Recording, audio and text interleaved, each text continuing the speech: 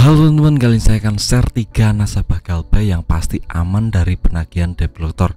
Nah, video ini khusus saya buat untuk teman-teman yang sudah melakukan GalPay atau gagal bayar, agar tahu ada nih kriteria-kriteria yang tidak akan pernah didatangi oleh yang namanya debt collector. Jadi mohon simak video ini sampai habis ya. Yang pertama, nasabah GalPay yang tidak akan pernah didatangi debt collector adalah nasabah GalPay yang punya hutangnya cuma sedikit. Ini berkisar sekitar 300.000 ke bawah ya teman.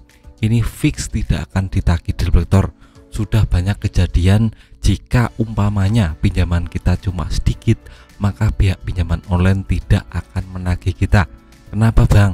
Karena pihak pinjaman online itu lebih memprioritaskan penagihan pinjaman online untuk pinjaman yang lebih besar dari 300.000. Misalnya 2 juta, 3 juta, 10 juta, 20 juta seperti itu ya teman.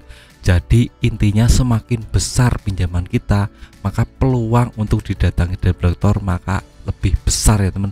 Jadi teman-teman lihat di pinjaman online teman-teman, apakah teman-teman pinjamannya 300.000 ke bawah atau 500.000 ke atas ya teman. Yang biasanya didatangi itu biasanya 2 juta ke atas. Itu biasanya otomatis akan ada debt collector yang langsung menagih ke tempat teman-teman. Jadi ini sangat berpengaruh sekali untuk yang namanya didatangi debt collector. Itu yang pertama ya teman, faktor besarnya pinjaman. Untuk yang kedua adalah domisili teman-teman.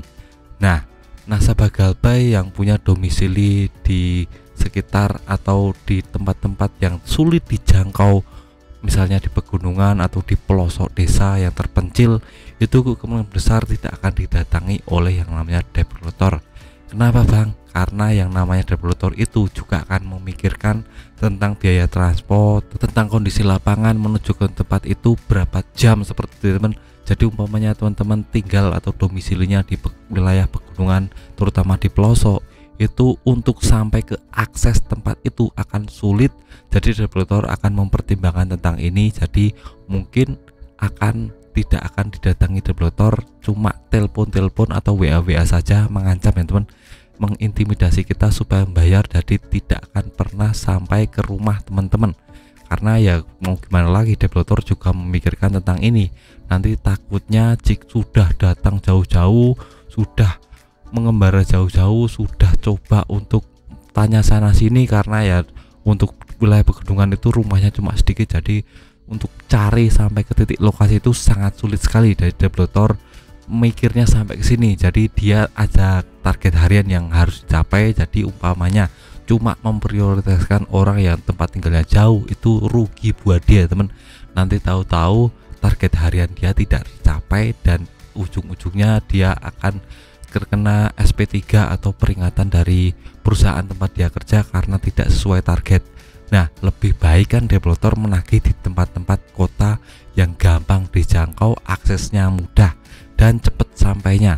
Nah, saya perbandingan umpamanya di kota itu mungkin 10 menit sampai ke rumah, tapi kalau di desa itu 1,5 jam, 2 jam itu baru sampai. Jadi debt collector lebih memprioritaskan penagihan di domisili perkotaan ya teman, lebih mudah sampainya, lebih gampang ke titik lokasinya, tidak beribet seperti di domisili di daerah yang terpencil. Nah, itu yang kedua ya teman. Untuk yang ketiga atau yang terakhir, nasabah GalPay yang tidak akan pernah didatangi debt collector atau DC pinjol adalah nasabah GalPay yang sudah berkomunikasi dengan pinjaman online lewat email atau media sosial. Ini bisa bernegosiasi tentang besarnya pinjaman dan mau dibayar berapa lama. Nah, umpamanya nih, saya asumsikan teman-teman sudah melakukan gagal bayar, tapi teman-teman punya niat untuk membayar dan coba untuk email pinjol tersebut, kan ada di aplikasinya di bawah, biasanya ada email dari pinjaman online. Teman-teman bernegosiasi, saya mau bayar ini cuma bayar pokok saja dan 3 kali pinjaman karena saya sudah mentok nggak bayar. Nah, kalau umpamanya pinjol menyetujui ini, maka tidak akan mengaktifkan yang namanya DC pinjol atau debt collector yang akan menagih ke tempat teman-teman. Jadi koordinasi atau negosiasi ini bisa teman-teman lakukan. Jadi jangan takut untuk berkomunikasi dengan pinjol selama itu masih bisa dikondisikan atau dikoordinasikan.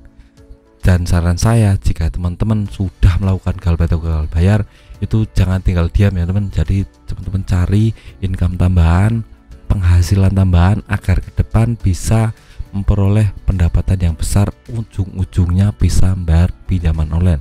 Jadi jangan pernah yang namanya frustasi, stres tentang masalah pinjol ini. Jadikan masalah pinjol ini sebagai motivasi untuk bekerja lebih keras, bekerja sungguh-sungguh agar ke depan bisa mendapatkan income tambahan dan melunasi semua hutang pinjol teman-teman. Nah, itu saja video dari saya. Semoga teman-teman bisa terinspirasi dan mendapat manfaat dari video ini.